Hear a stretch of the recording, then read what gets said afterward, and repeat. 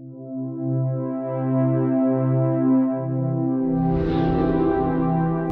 good evening everyone. ওকে, তো তোমরা সবাই খুব ব্রাইট স্টুডেন্টস। আমাদের এনডিসি তে তোমরা নিশ্চয়ই সবাই জয়েন করবে এবং আমরা একটা ফিউচারে একটা খুব ভালো সাকসেসফুল ক্যারিয়ার করব। তো এই আশাতেই আমরা ক্লাসটা স্টার্ট করছি। তো এখানে ধরো আমরা মানে আমাদের যে নিউ ডাইমেনশন ক্যাম্পাস, আমি তার সম্বন্ধে একটু বলছি। এই তোমরা নিউ ডাইমেনশন ক্যাম্পাসের কথা এখন নতুন শুনছো। এই ক্যাম্পাস, এই যে একটা ইনস্টিটিউট আমাদের, এটা তুমি নতুন শুনছো, কিন্তু আমরা এই ইনস্টিটিউটে যারা যারা শিক্ষক শিক্ষিকারা যারা পড়াবো তোমাদের, তারা প্রত্যেকেই আমরা কিন্তু এক্সপিরিয়েন্সড ফ্যাকাল্টি। এবং এতদিন আমরা কোনো না কোনো তোমরা যে কমনলি যেগুলো ইনস্টিটিউটের কথা শোনো, যে যে নামগুলো লিডিং ইনস্টিটিউট, যার খুব অনেক অ্যাডভার্টাইজমেন্ট পড়ে যে ইনস্টিটিউটগুলোর, তোমাদের ওরকম কিছু লিডিং ইনস্টিটিউটস যেগুলো আমরা শুনতে পাই নামগুলো, সেই সেই সেই সকল ইনস্টিটিউটে আমরা কেউ না কোনো ইনস্টিটিউটে আমরা কাজ করেছি। আমি আমার দিক থেকেই বলতে পারি, আমি 15 বছর এই ফিল্ডে আছি, এই ফিল্ডে আমি পড়াচ্ছি। আমার প্রচুর স্টুডেন্টস সাকসেস পেয়েছে, তারা অলরেডি এমন স্টুডেন্টও আছে যারা অলরেডি বড় বড় ডাক্তার হয়ে এস্টাবলিশড হয়ে গেছে। তো সেই হিসেবে আমি বলতে পারি যে আমরা প্রত্যেকেই এক্সপিরিয়েন্স ফ্যাকাল্টি তোমাদেরকে পড়াবো। কিন্তু আমাদের এই ইনস্টিটিউটের একটা খুব ভালো জিনিস হচ্ছে যে আমরা কোয়ালিটিতে বিশ্বাস করি। কোয়ালিটি আমাদের যেরকম আমরা দিচ্ছি, সেটা তোমাদের টিপিক্যাল কিছু নামকরা ইনস্টিটিউটের থেকে বেশি তো কম নয়। সেই কোয়ালিটি আমরা প্রোভাইড করব। তোমাদের আমরা মেটেরিয়ালস দিয়ে দেবো, স্টাডি মেটেরিয়ালস দিয়ে দেবো। তোমাদের আমরা মানে আমাদের যে রেগুলার ক্লাসেস হবে সেই ক্লাসেস করব। ক্লাসেসের মধ্যে ডাউট ক্লিয়ারিংও থাকবে, ডাউট ক্লিয়ারিং করে দেওয়া হবে। প্লাস তোমাদের বেশ কিছু অ্যাসাইনমেন্টস দেওয়া হবে, যেটা তোমরা বাড়িতে অন্য সময়, আমরা তো আর 24 আওয়ার্স তোমাদের তো আর পাচ্ছি না, তোমাদের 24 আওয়ার্স আমরা পড়াবো না। তো বাকি যে সময়টা তোমরা পাবে, সেই সময়টা তোমরা ভালো করে নিজেরা পড়াশোনা করে নিয়ে ভালো করে তোমরা ওই অ্যাসাইনমেন্টস গুলোকে করবার চেষ্টা করবে। ডেফিনেটলি তাতে তোমাদের অনেক কিছু আটকাবে, অনেক জায়গা হয়তো তোমাদের বুঝতে অসুবিধা হবে, সেগুলো তোমরা তখন ডাউট ক্লিয়ার করে নেবে। এই মনে রেখে দেবে, এই যে আমরা যে প্রত্যেকে যে একটা নিটেতে ভালো রেজাল্ট, তোমরাও যেমন ভালো রেজাল্ট পাওয়ার চেষ্টা করছো, আমরাও কিন্তু ভালো রেজাল্ট পাওয়ার চেষ্টা করছি। মানে আমরা নিউ ডাইমেনশন ক্যাম্পাসে আমরা যারা যারা আছি, আমাদের যে টিম মেম্বার্স, এই টিম মেম্বার্স প্রত্যেকে কিন্তু আমরা চাইছি যে তোমরা সবাই নিট ক্র্যাক করে যাও। সেইভাবেই সেই চেষ্টাতে আমরাও যেমন প্রচন্ড পরিশ্রম করব, তোমাদেরকেও কিন্তু প্রচন্ড পরিশ্রম করতে হবে। কারণ যে কোনো সাকসেস এরকম ধরনের কম্পিটিটিভ এক্সামেতে যখন সাকসেস হয়, এই সাকসেস কিন্তু টিচার স্টুডেন্টের জয়েন্ট এফোর্টে হয়। কাজে যেমন তোমাকে ভালো একজন টিচার পেতে হবে যে ভালোভাবে তোমাকে গাইড করে দেবেন, ঠিক সেরকমই তার গাইডেন্স ফলো করে তোমাদেরকেও কিন্তু খুব প্রচন্ড পরিশ্রম করতে হবে। এবং সেটা এতটাই পরিশ্রম করতে হবে এইটা মাথায় রেখে যে তোমরা এটা একটা যুদ্ধে যাচ্ছ, এবং যুদ্ধে সবসময় নিয়ম হচ্ছে সেই একজন বীর যোদ্ধা যে অপোনেন্টকে কখনো দুর্বল মনে করে না। তোমাকে জেনে রাখতে হবে যে তোমার অপোনেন্ট যারা আছে তারা কিন্তু প্রচন্ড স্ট্রং, তারা প্রচন্ড ভালো করে পড়াশোনা করেছে, তারা সবকিছু উত্তর জানে, কিন্তু তাদেরকে তোমাকে কম্পিট করে বেরোতে হবে। যার জন্য তোমরা কিন্তু অ্যাট দ্য বেস্ট তোমরা এফর্ট দেবে, যতটা পড়া যায়, আমরা যা যা পড়তে বলবো যতটা পড়া যাবে ততটাই কিন্তু তোমরা খুব ভালো করে মন দিয়ে পড়ে নেবে। এবং তোমরা যে এই খুব যেরকম তোমাদের দেখে খুব ভালো লাগলো, তোমাদের যেটা ভিডিও অন করে আমি তোমাদেরকে দেখলাম, খুব ভালো লাগলো, খুব ব্রাইট স্টুডেন্টস। যে কোনো মানুষের চোখেতে তার ভেতরটা কিন্তু পড়া যায়। তোমাদের প্রচুর কিন্তু স্বপ্ন, অনেক অ্যাম্বিশন, এটা আমি দেখতে পেলাম। তো সেই অ্যাম্বিশনটাকে কিন্তু রিয়েলিটিতে আনতে হবে, এটা হচ্ছে আমাদের মানে। এবং ততক্ষণ অবধি লড়াই করে যেতে হবে যতক্ষণ আমরা রিয়েলিটিতে সেই অ্যাম্বিশনটাকে নিয়ে আসতে পারছি। এবার প্রশ্ন, কেন আমরা নিউ ডাইমেনশন ক্যাম্পাসেতে তোমাদেরকে আসতে বলবো? তোমরা এই নিউ ডাইমেনশন ক্যাম্পাসেতেই বা কেন পড়াশোনা করবে? কারণ তোমরা নিশ্চয়ই খোঁজ খবর নিয়েছো যে ইনস্টিটিউট গুলোর নাম শোনা যায়, তাদের প্রচুর কিন্তু প্যাকেজ। তো আমাদের মতে যে আমরা কিন্তু কিছুটা আমাদের দিক থেকেও স্যাক্রিফাইস করে এই প্যাকেজ লেভেলটা কিন্তু অনেকটা কম করে রেখেছি। এটা নিশ্চয়ই তোমরাও মানবে, কারণ তোমরা দেখছো, তোমরা নিশ্চয়ই মার্কেট সার্ভে করছো, সেখানে তোমরা অন্য ইনস্টিটিউটে নিশ্চয়ই কথা বলছো, তাদের যা প্যাকেজ সেই প্যাকেজের তুলনায় আমাদের কিন্তু প্যাকেজ অনেকটা কম। এইটা আমরা করেছি এই জন্যে যাতে করে তোমরা সবাই যেন অ্যাফোর্ড করতে পারো। কারণ আমাদের যেমন ধরো এই পৃথিবীতে 5টা আঙুল যেমন হাতের সমান হয় না, তেমনি সব মানুষের নিশ্চয়ই আর্নিং যেটা ব্যাকগ্রাউন্ড সেটা নিশ্চয়ই সমান নয়। তো আমরা চাইছি প্রত্যেক যারা যে যেমনই আর্নিং করুক না কেন, আমাদের যেন এই নিউ ক্যাম্পাসে তারা জয়েন করতে পারে, নিউ ডাইমেনশন ক্যাম্পাসে যেন আমাদের জয়েন করতে পারে। কারণ অনেকেই হতে পারে একটু দরিদ্র, একটু অতটা অ্যাফোর্ড করতে পারবে না, হয়তো তারাও যাতে করে সেই অ্যাফোর্ড করতে পারে। কারণ আমাদের মেন টার্গেট হচ্ছে আমরা ভালো ভালো ডাক্তার তৈরি করব, আমরা ভালো ভালো স্টুডেন্টস তৈরি করব, এবং যারা সাকসেস হবে তোমাদের সাকসেসই কিন্তু আমাদেরও সাকসেস। ঠিক আছে? তো তাহলে বলাই হলো, তাহলে চলো আমরা আজকে শুরু করি। একটা চ্যাপ্টার দিয়ে আমি শুরু করতে চাইছি। তো তোমরা যখন জয়েন করবে এই নিউ ডাইমেনশন ক্যাম্পাসেতে, তখন তোমাদের স্টাডি মেটেরিয়ালসও দিয়ে দেওয়া হবে, আর আমাদের এরকম রেগুলার ক্লাসও হতে থাকবে। ঠিক আছে? তো আমরা এরম ভাবে পড়াশোনা করব, আমি তোমাকে ক্লাসে বুঝিয়ে দেবো। ঠিক আছে? তো আমি আমি একটা বোর্ড মতন ইউজ করব, যে বোর্ডে আমি লিখবো, সেই বোর্ডেতে তুমি কিছু ছবিও দেখতে পাবে তোমরা, সেটাতে তোমরা বেশ কিছুটা চ্যাপ্টারটার সম্বন্ধে একটা আইডিয়া হবে। এইবার যতটা আমি পড়ালাম সেই ততটা তোমরা যখন অ্যাডমিশন হয়ে যাবে তোমাদের, ওই অ্যাডমিশনের পর তোমরা কিন্তু কিছু স্টাডি মেটেরিয়ালস পাবে। তোমরা তখন ওই স্টাডি মেটেরিয়ালসে দেখবে, স্টাডি মেটেরিয়ালস খুব ভালোভাবে তৈরি করা হয়েছে, অনেক ইনফরমেটিভ আমাদের স্টাডি মেটেরিয়ালস। এবং এই স্টাডি মেটেরিয়াল ভালোভাবে যদি তুমি পড়তে পারো, সত্যি কথা বলতে গেলে কোনো তোমার বই কেনার প্রয়োজন হবে না, তুমি এই স্টাডি মেটেরিয়ালে পুরো জগৎটা পেয়ে যাবে। যার জন্য তোমরা এই স্টাডি মেটেরিয়ালটা ভালোভাবে পড়বে। হ্যাঁ, স্টাডি মেটেরিয়াল ভালোভাবে পড়বে। আমার যেটা আমি ক্লাস করব সেই ক্লাসেতেও তোমরা ইচ্ছে করলে তোমরা রানিং নোটসও নিতে পারো, তোমরা যেটা বা তুমি যদি মনে করো কোনো কোনো জায়গায় স্ক্রিনশট তুলবে, সেটাও করতে পারো, সেটা তোমাদের চয়েস, তোমরা কি করবে। আমি পড়িয়ে দেওয়ার পর তারপর একবার করে স্টাডি মেটেরিয়াল দেখে নেবে, এবং সঙ্গে কিছু অ্যাসাইনমেন্টস দেওয়া হবে তোমাদেরকে, সেই অ্যাসাইনমেন্টস গুলো আনসার করার চেষ্টা করবে। কেমন? তাহলে সবাই ওকে, একটা করে থামস আপ দেখিয়ে দাও, সবাই আমরা স্টার্ট করতে পারি। চলো, আজকে হ্যাপি ফ্রেন্ডশিপ ডে। আর টিচার অ্যান্ড স্টুডেন্টের ফ্রেন্ডশিপ চিরাচরিত, অনেক আদিম কাল থেকে গুরু শিষ্যের যে বন্ডিং, এটা কিন্তু চিরকাল চলে আসছে। কাজে আজকে আমরা একটা খুব ভালো দিন, আমরা হ্যাপি ফ্রেন্ডশিপ ডে উইশ করে চলো আমাদের নিউ ভেঞ্চার প্রজেক্ট, যেটা আমরা সবাই চাইছি যে একটা ভালো সাকসেসফুল লাইফ হোক, সেই জন্য আমরা সেই ভেঞ্চারেতে আমরা স্টার্ট করছি। কেমন? চলো, তো আমি শেয়ার করছি তোমাদের সাথে, আমি আমার পেজ শেয়ার করবো। এক সেকেন্ড।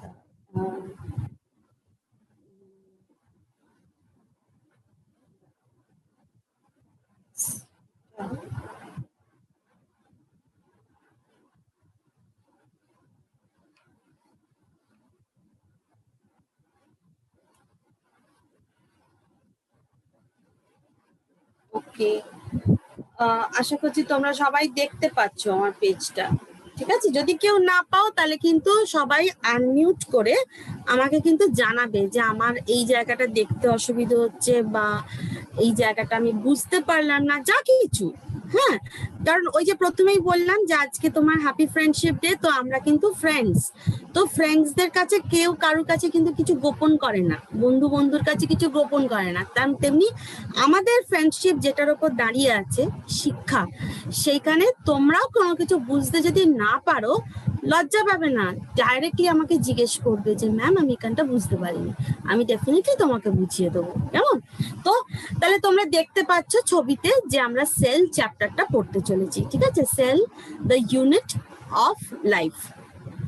বেসিক্যালি আমরা খুব ব্রিফ ভাবে, আমি দেখো একটা এখানে তোমার ডেফিনিশন ফর সেল একটা খুব ব্রিফ ভাবে লিখে রেখেছি, যে cell is the structural and the functional unit of all living beings. ঠিক আছে, cell is the structural and the functional unit of all living beings. তার মানে আমরা এই যে এত কথা বলছি, এই যে আমরা একটা গোটা বডি, ঠিক আছে, এই বডিতে অসংখ্য সেলস রয়েছে, তাই তো। যেমন ধরো একটা মানে যে কোনো অফিস, ঠিক আছে, যেমন তোমাদের স্কুলকেই আমি যদি ধরি, ঠিক আছে, তো তোমাদের এই স্কুল যে রেগুলার যে স্কুল চলে, এই স্কুলেতে প্রচুর স্টুডেন্টস রয়েছে। স্টুডেন্টস যেমন রয়েছে সেরকম তোমার প্রচুর টিচার্স রয়েছে।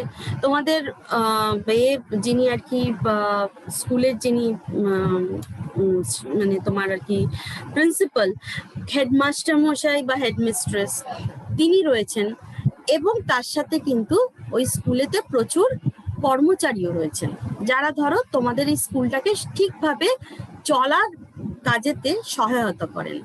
যেমন ধরো তোমার মানে sweepers, if the sweepers don't clean the floor, তোমাদের সেই স্কুলেতে নিশ্চয়ই ক্লাস করতে ভালো লাগতো না। তো প্রতিদিন তোমরা স্কুলে ক্লাস করবার পূর্বে সুইপার্স যারা থাকে তারা ক্লাস পরিষ্কার করে রাখেন। এরকম ভাবে পুরো তোমাদের স্কুলে যিনি ধরো যিনি দরওয়ান আঙ্কেল যিনি আছেন, তিনি তোমরা কেউ বেরিয়ে যাচ্ছ কিনা স্কুল থেকে, ঠিকঠাক স্কুলেতে যাতে করে ঢুকছো কিনা, এই প্রত্যেকটা তোমার জায়গাগুলো উনি দেখেন। ঠিক সেরকমই আমাদের এই বডির মধ্যে প্রচুর সেল আছে, প্রত্যেকে কিছু না কিছু কাজ করছে। তো তাই জন্যই আমরা বলতে পারি যে সেলটা হচ্ছে একটা স্ট্রাকচারাল এবং functional unit of all living beings.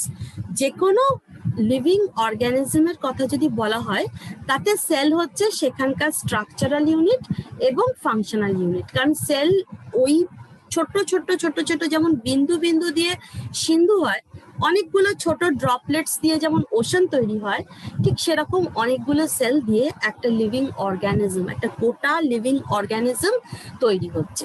ঠিক আছে, বোঝা গেল? আমরা এটাও বলতে পারি যে cell is the basic unit of life of the biological activity, delimited by differentially permeable membrane and is capable of self reproduction. এই ডেফিনিশনটা তোমরা মেটেরিয়ালে পেয়ে যাবে। ঠিক আছে, তোমাদের যে স্টাডি মেটেরিয়াল দেওয়া হবে সেই স্টাডি মেটেরিয়ালে এই ডেফিনিশনটাও পেয়ে যাবে। তো তোমরা চাইলে, আমি যেটা আগেই বললাম, তুমি আমার এই স্লাইডের স্ক্রিনশট তুলে রাখতে পারো বা নোট নিয়ে নিতে পারো, তার সাথে তুমি স্টাডি মেটেরিয়ালের নোটসটাও পড়ো, সেই দুটো পড়ে তোমরা একটা নিজেদের মতন নোটস তৈরি করবে, কেমন? তো তাহলে এই যে সেলটা, এই সেলের একটা কিন্তু ডিলিমিটিং মেমব্রেন আছে, যেটাকে আমরা সেল মেমব্রেন বলি। সেল মেমব্রেন কিন্তু যে কোনো সেলেতেই পাওয়া যাবে, কিন্তু সেল ওয়াল যেটা বলবো, এই সেল ওয়াল কিন্তু সব জায়গায় পাওয়া যাবে না, তাই তো? কারণ আমরা জানি, যেমন ধরো ব্যাকটেরিয়া, যেমন ধরো তোমার কিছু ওরকম লোয়ার অ্যানিমালস, যেমন ধরো ফাঙ্গি, লোয়ার অর্গানিজমস যেমন ফাঙ্গি, ঠিক আছে? তো ব্যাকটেরিয়া, ফাঙ্গি, কিছু ডেফিনেটলি কিছু প্রোটোজোয়ান্সও আছে, যাদের ধরো তোমার মানে থাকে, মানে প্রোটোজোয়ান্স বলবো না, তোমার প্রোটিস্টান্স রয়েছে, ঠিক আছে, যাদের সেল ওয়াল থাকে। প্রোটোজোয়ান্সের কিন্তু আবার সেল ওয়াল থাকে না, যার জন্য প্রোটোজোয়ান্সদের বলা হয় ইউনিসেলুলার অ্যানিমালস। আমরা এই গোটা যে লিভিং ওয়ার্ল্ড, এই লিভিং ওয়ার্ল্ডকে আমরা বিভিন্নভাবে ক্যাটেগরাইজ করেছি, বিভিন্ন রকম কিংডমে আমরা ক্যাটেগরাইজ করেছি। সেখানে আমরা ইউনিসেলুলার গ্রুপটাকে আলাদা করেছি। এই ইউনিসেলুলারের মধ্যে তোমরা সবাই জানো প্রোকারিওটিক সেল হয়, ইউকারিওটিক সেল হয়। তো যেগুলো প্রোকারিওটিক সেলের মধ্যে ইউনিসেলুলার গ্রুপ হয়, তাদেরকে আমরা মনেরার মধ্যে রেখেছি, মনেরা বলতে পারি তাদেরকে। আর যেটা তোমার মানে ইউকারিওটিক গ্রুপ, তাদেরকে প্রোটিস্টান্সের মধ্যে রেখেছি। তাহলে প্রোটিস্টান্স অ্যান্ড মনেরান্স বোথ আর ইউনিসেলুলার, ঠিক আছে? তফাৎ কোথায়? তফাৎ হচ্ছে মনেরান্স আর প্রোকারিওটিক সেল। আর প্রোটিস্টান্সরা হচ্ছে ইউকারিওটিক সেল। এই প্রোটিস্টান্সদের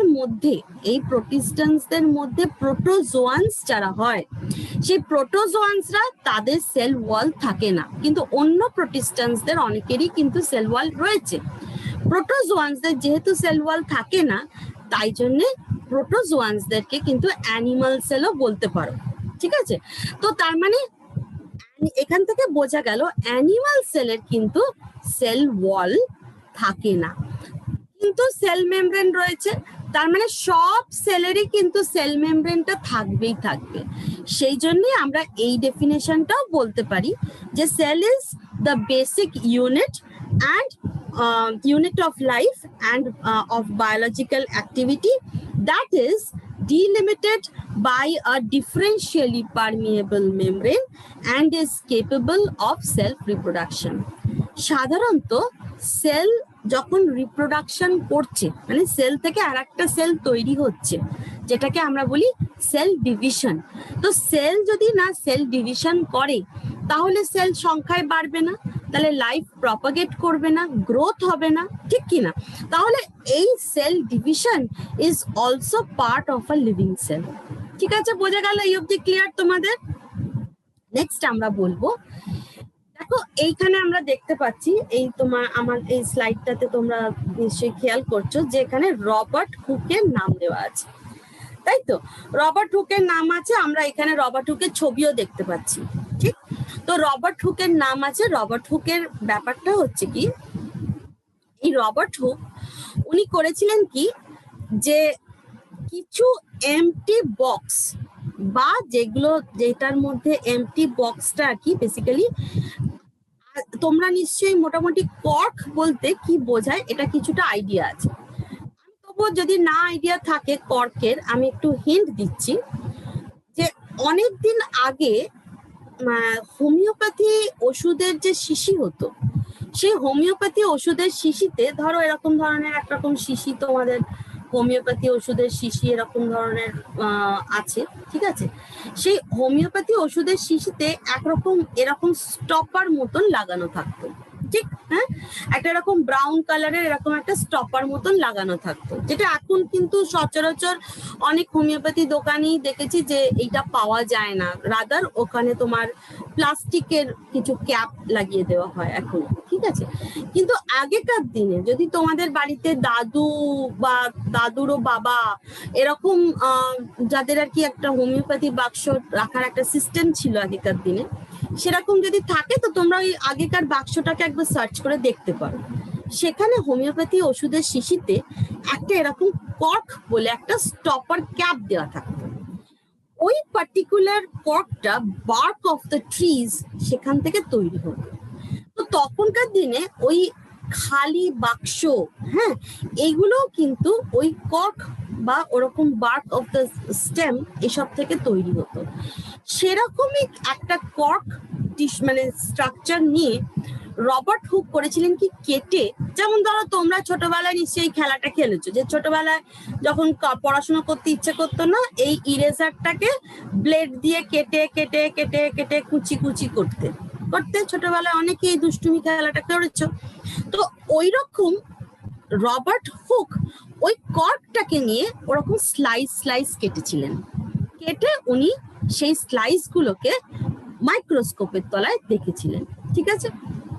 এবং এক্সকিউজ মি, এবং ওই মাইক্রোস্কোপের তলায় যখন উনি ওই কর্ক সেলস গুলো দেখলেন, যে slice of the cork cell, এইগুলোকে যখন উনি দেখলেন, ঠিক আছে, তখন উনি এইরকম একটা স্ট্রাকচার উনি খেয়াল করেন, ঠিক আছে? বুঝতে পেরেছো?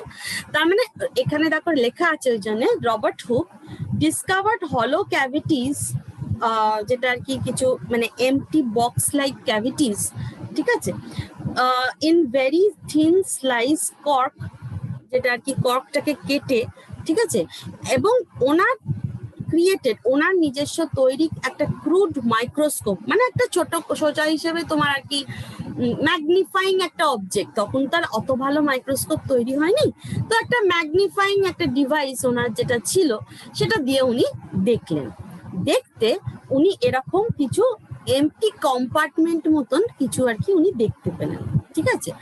এবং ওই এমটি কম্পার্টমেন্ট গুলো, হ্যাঁ, এমটি কম্পার্টমেন্ট গুলোকে উনি নাম দিলেন সেলুলা, ঠিক আছে, সেলুলা, যার ভেঙে ভেঙে ভেঙে ভেঙে আজকে যেটাকে সেল বলে ডাকছি আমরা, সেই সেল কথাটা আসছে কিন্তু ওই সেলুলা কথাটা থেকেই এসছে, যার জন্য সেল কথাটা আমরা যখন এক কথায় বলি সেল, যেমন সেলুলার জেল, সেলুলার জেলকে যেটা তোমরা জানো আমরা মানে সেলুলার জেল, এই সেলুলার জেলের এক একটা ঘর খুব ছোট্ট ছোট্ট একজনের থাকার মতন একটা করে ঘর আছে ওখানে, যার জন্য এই পার্টিকুলার এরকম ধরনের একটা কম্পার্টমেন্ট, এই এক একটা কম্পার্টমেন্ট ধরো আমি যদি এরকম দেখতে পাই কোথাও, তাহলে আমি সেই এক একটা কম্পার্টমেন্টকে আমি সেল বলে নামকরণ করতেই পারি।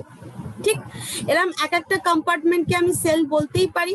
তাহলে এই দেখো সেই জিনিসটাই এখানে হয়েছে যে রবার্ট হুক ওই পার্টিকুলার কর্ক টিস্যুটাকে কেটে উনি এইরকম একটা স্ট্রাকচার দেখলেন। এবং মজার ব্যাপার দেখো, এই যে স্ট্রাকচারটা দেখছো, এই স্ট্রাকচারটা উনি কিন্তু ড্র করেছেন। ঠিক আছে, উনি ড্র করে সেই যেটা উনি দৃশ্য দেখেছেন সেই দৃশ্যটাকেই উনি ড্র করে দেখিয়েছেন। দেখো কর্ক তো এখনো অ্যাভেলেবল, কাজে পরের ছবিটা দেখো তোমরা খেয়াল করে কালার ছবি আছে, তার মানে ওটা এখনকার কেউ একজন ওরকমই স্লাইস করে ছবিটা তুলে দিয়েছে। কিন্তু রবার্ট হুক যেটা উনি ওনার যেটা পুঁথিতে মানে উনি যেটা যে বইতে লিখেছেন সেই বইতে যেটার নাম হচ্ছে তোমার মাইক্রোগ্রাফিয়া, ঠিক আছে, রবার্ট হুক যে বইতে উনি লিখেছিলেন সেটাকে মাইক্রোগ্রাফিয়া তার নাম। ঠিক আছে, তো মাইক্রোগ্রাফিয়াতে যখন উনি লিখলেন সেখানে কিন্তু উনি নিজেই ছবিটা এঁকেছেন।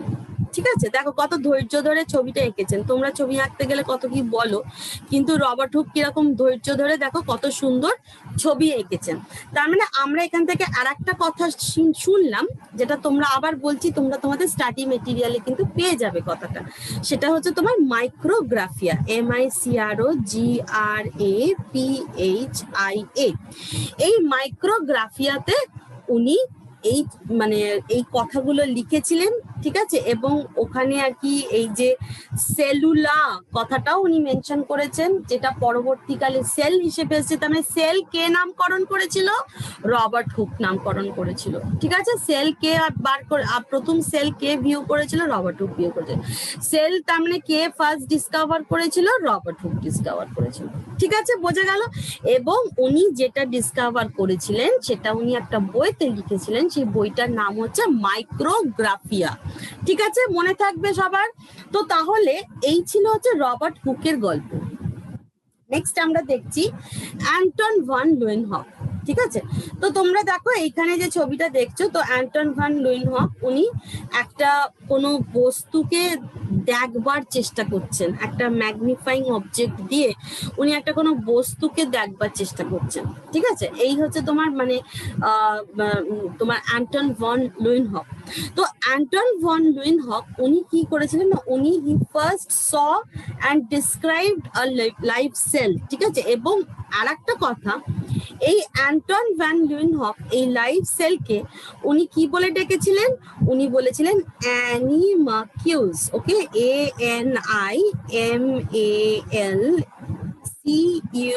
ANIMALCULE, অ্যানিমাকিউলস। এটা একটু সাইলেন্টলি উচ্চারণ হবে। ঠিক আছে, তো এই মানে তোমার অ্যান্টন ভ্যান লুইনহক, অ্যান্টন ভ্যান লুইনহক, এটা তুমি VON ভন লুইনহকও বলতে পারো বা ভ্যান লুইনহকও বলতে পারো। বেসিক্যালি স্পেলিং বা ওয়ার্ড যেটা তোমার মানে মানে স্পেলিং এর ডিফারেন্স যদি 19-20 কিছু থাকে, ওটা এমন কিছু ফ্যাক্টর করে না, কারণ তোমার তোমার যেটা আর কি নিট পরীক্ষা, তাতে তোমরা জানো যে তোমাদের মাল্টিপল চয়েস কোয়েশ্চেন থাকবে। আর ডেফিনেটলি কে অ্যানিমাকিউলস নামকরণ করেছিলেন বা অ্যানিমাকিউলস কার কথা, এটা নিশ্চয়ই এরম ভাবে বলা হবে না অ্যান্টন ভ্যান লুইনহক, না অ্যান্টন ভন লুইনহক, না অ্যান্টন ভিন লুইনহক, এইরকম ধরনের অবান্তর কোয়েশ্চেন কেউ দেবে না। যার জন্য আমার এখানে ধরো অ্যান্টন ভন লুইনহক আছে, তুমি অনেক জায়গায় হয়তো অ্যান্টন ভ্যান লুইনহক দেখতে পাবে, তাতে কিছু একটা ফ্যাক্টর হবে না। তো এবার হচ্ছে যে তোমার তাহলে এই অ্যান্টন ভ্যান লুইনহক উনি এই পার্টিকুলার ছোট ছোট কিছু সেলকে উনি অবজার্ভ করেন। খুব একটা মজার গল্প বলছি, বেসিক্যালি এই অ্যান্টন ভ্যান লুইনহকের লাইফ হিস্ট্রি থেকে বলতে পারি। আজকের দিনে তোমরা যে শিশি বোতলওয়ালাদের দেখতে পাও, সবাই নিশ্চয়ই শিশি বোতলওয়ালাকে চেনো, তাই তো? যারা একটা বিশাল ঝোলা ব্যাগ নিয়ে তোমাদের বাড়ি থেকে যে যে শিশি বোতলগুলো তোমাদের লাগবে না সেগুলো নিয়ে যায়, এবং তার জন্য খুব সামান্য কিছু টাকা, 5 টাকা 10 টাকা এরকম দিয়ে যায়। ঠিক আছে, তোমরা এটা খুব সবাই মোটামুটি জানো। আর এই জন্য জানো বলছি যে ওই 5 টাকা 10 টাকাটা ওটা অনেকেরই কিন্তু লজেন্স খাওয়ার পয়সা হিসেবে বাবা বা মা গিফট করে দেয়, এটা অনেকের ক্ষেত্রে হয়, তাই তো? তো এবার হচ্ছে যে যার জন্য ওই 5 টাকা 10 টাকাটা মানে বেসিক্যালি আমার ছোটবেলাতে আমাদের সময় তখন আরো একটু কম টাকা ছিল সেই সময়কার হিসেবে, এখনকার দিনে 5 টাকা 10 টাকার যা দাম, তো আমার বাবা ওই টাকাটা পাওয়ার মাত্রই আমাকে দিয়ে দিত, তো আমি ওটা দিয়ে লজেন্স কিনে খেতাম, ঠিক আছে? তো যার জন্য আমার ওই শিশি বোতল ওলাদের খুব পছন্দ, ঠিক আছে? এনিওয়েজ, তো তোমার এই অ্যান্টন ভ্যান লিউয়েনহক উনি বেসিক্যালি এরকম বোতল যারা কোড়ায়, ঠিক আছে, তারা অ্যাকচুয়ালি কি করে জানো, ওই বোতলটা ওনাদের একটা ওয়ার্কশপ আছে, সেই ওয়ার্কশপে গিয়ে বোতলগুলোকে ভেঙে গুঁড়ো করে এবং সেখান থেকে লেন্স টাইপের বা শিশি মানে অন্য কোনো গ্লাস শিটস সেগুলো তৈরি হয় সেখান থেকে। এই জন্যই কিন্তু শিশি বোতলের নিয়ে যাওয়ার উদ্দেশ্য, নইলে ওরকম একটা ওয়েস্ট জিনিস তারা দাম দিয়ে নিয়ে যাবে কেন? কিন্তু ওই জিনিসটা তারা তাদের যেখানে দিতে হবে, জমা করতে হবে, সেইখানে একটা ওয়ার্কশপ আছে যেখানে ওই শিশি বোতলগুলো ভেঙে সেখান থেকে ফ্রেশ ওরকম লেন্স জাতীয় জিনিস তৈরি হয়। তো অ্যান্টন ভ্যান লিউয়েনহক এই কাজটা করতো, যার জন্যে ওনার একবার মনে হলো যে এই লেন্সগুলোতে যখন আমি ছোট জিনিসকে বড় করে দেখছি, তাহলে আমি কেননা বিভিন্ন রকম জিনিস ট্রাই করে দেখি। তো ওনার হাতের কাছে যা যা জিনিস রয়েছে, যেমন নর্দমার জল, যেমন তোমার কাফ, ঠিক আছে, এরকম ধরনের বেশ কিছু বস্তু ওনার মানে তোমার আর কি অ্যাভেলেবিলিটির মধ্যে যা যা উনি পাচ্ছেন সেসব স্যাম্পল নিয়ে উনি দেখতে আরম্ভ করেন।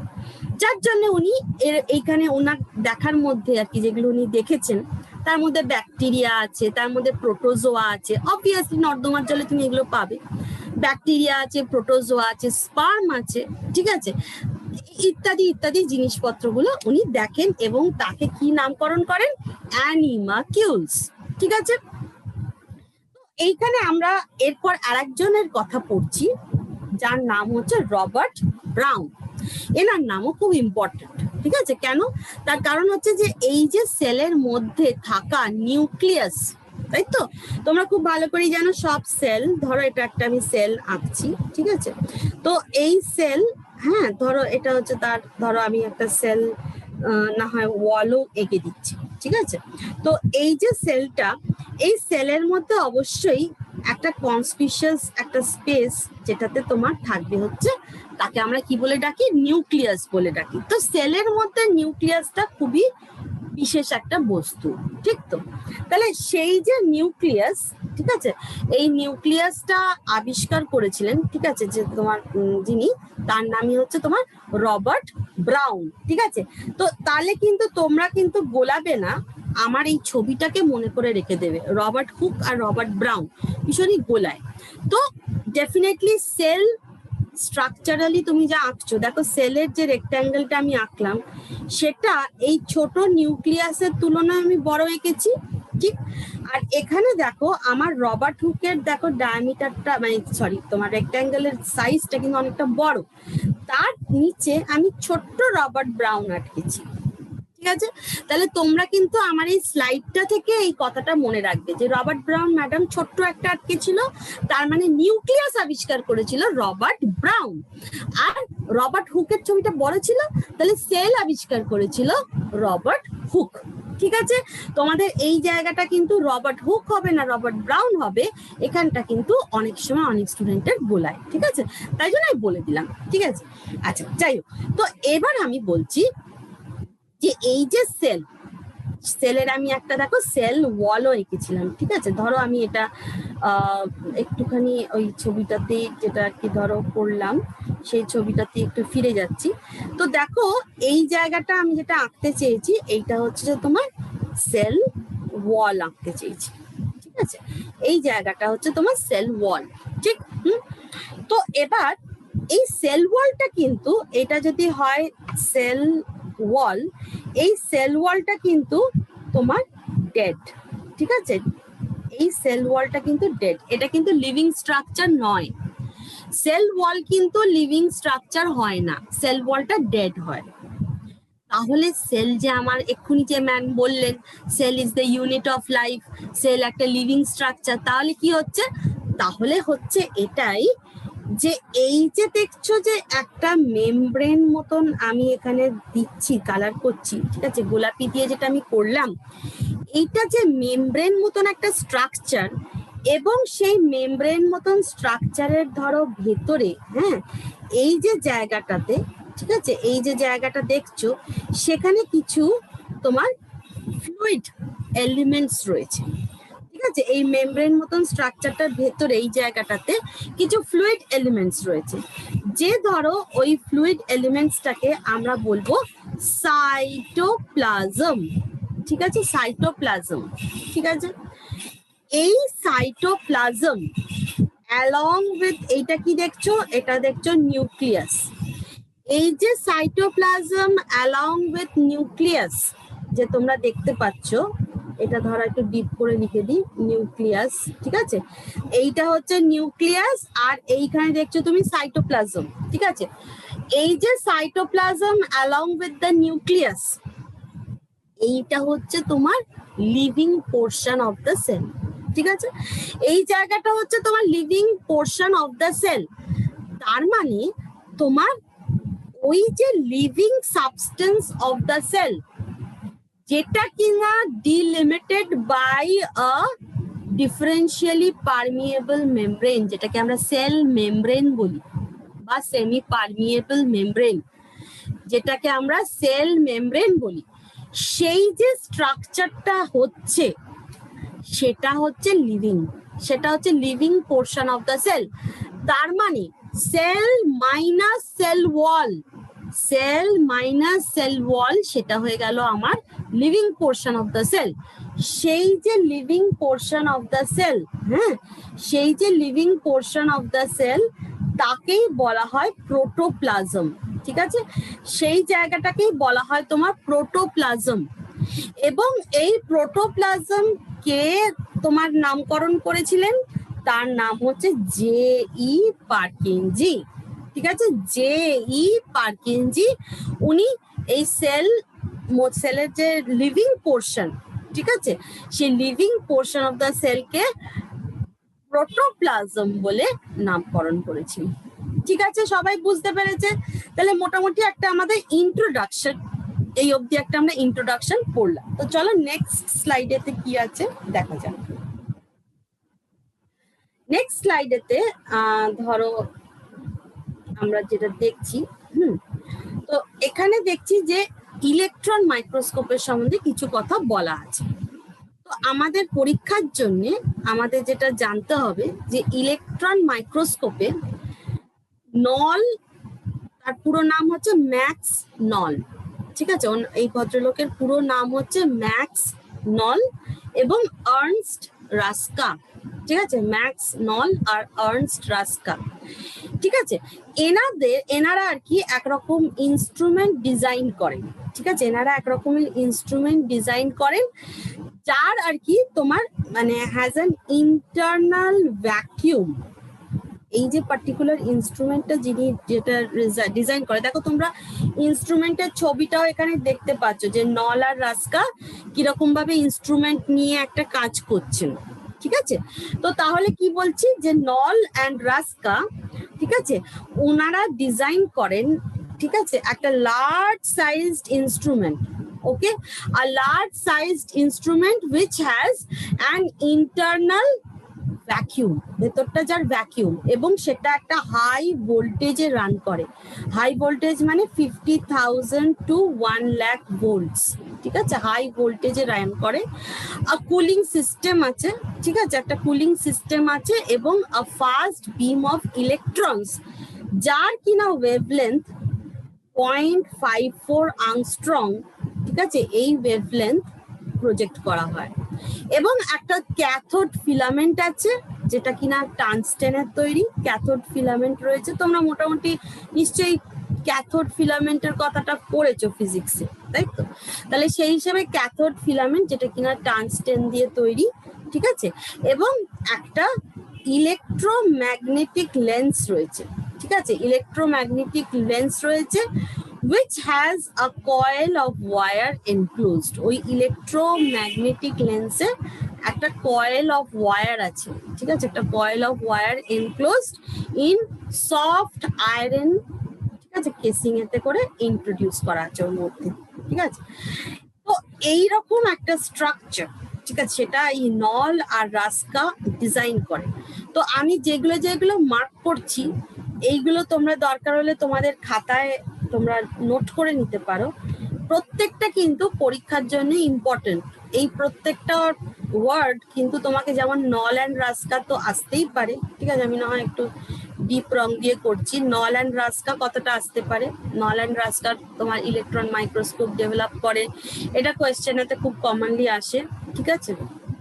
নেক্সট হচ্ছে যে এই ইলেকট্রন মাইক্রোস্কোপ তার একটা হাই ভোল্টেজ ক্যাপাসিটি রয়েছে, ঠিক আছে, ইলেকট্রন মাইক্রোস্কোপের একটা হাই ভোল্টেজ ক্যাপাসিটি রয়েছে, যেটা কিনা তোমার এই মানে 50,000 to 1 lakh ভোল্টস, এটাও কিন্তু প্রশ্ন হিসেবে আসতে পারে, কাজে এই পয়েন্টটাও মনে রাখতে হবে, ঠিক আছে।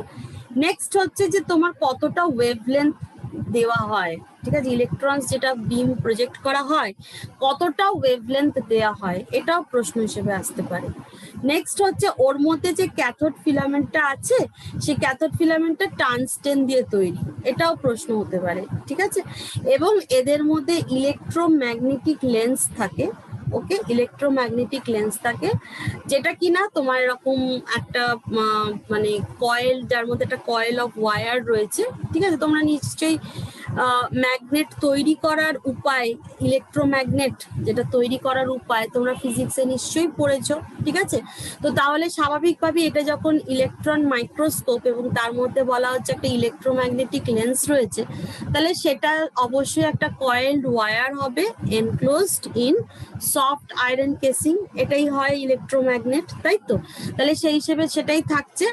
এবং সব থেকে ইম্পর্টেন্ট জায়গাটা যেটা যেটা মনে রাখতেই হবে যে ইলেকট্রন মাইক্রোস্কোপ, ঠিক আছে, তখনকার দিনে প্রায় 2 লাখ টাইমস, ঠিক আছে, প্রায় 2 লাখ টাইমস ম্যাগনিফাই করতে পারতো। নল অ্যান্ড রাস্কার সময় প্রায় 2 লাখ টাইমস ম্যাগনিফাই করতো, যেটা বর্তমান কালে তোমার প্রায় 4 লাখ অব্দি ম্যাগনিফিকেশনটা হতে পারে, ঠিক আছে, 4 লাখ অব্দি ম্যাগনিফিকেশন হতে পারে, ওকে।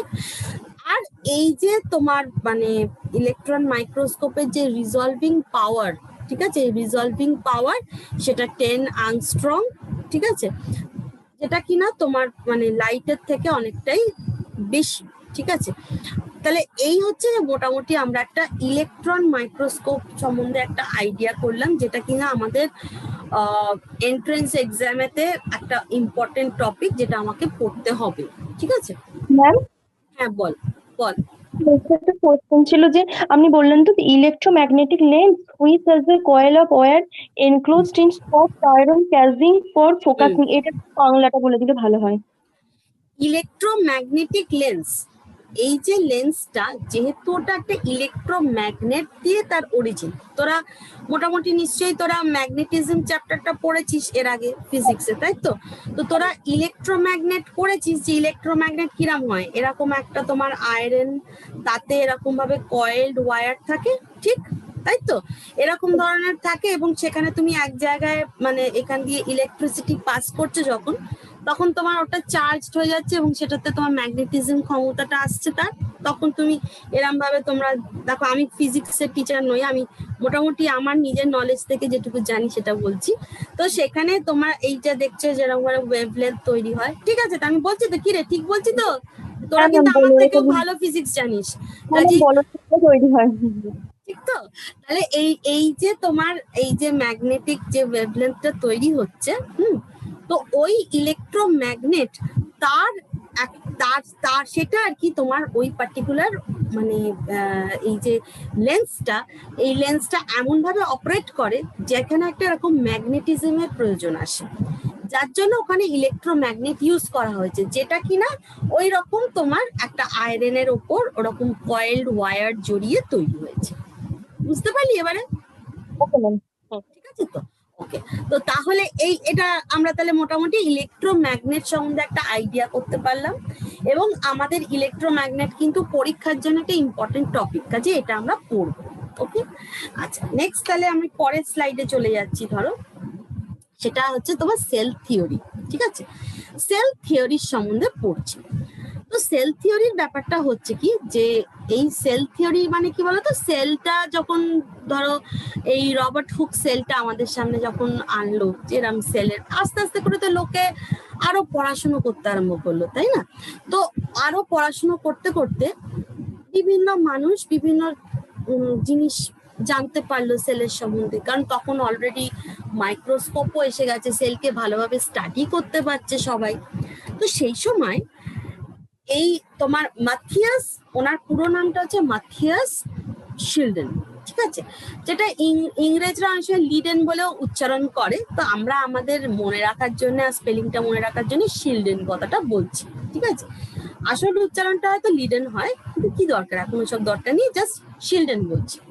তো এই মাথিয়াস শিল্ডেন, ঠিক আছে, মাথিয়াস শিল্ডেন ইনি একজন জার্মান বটানিস্ট ছিলেন, আর থিওডর সোয়ান উনি একজন ব্রিটিশ জুলজিস্ট ছিলেন।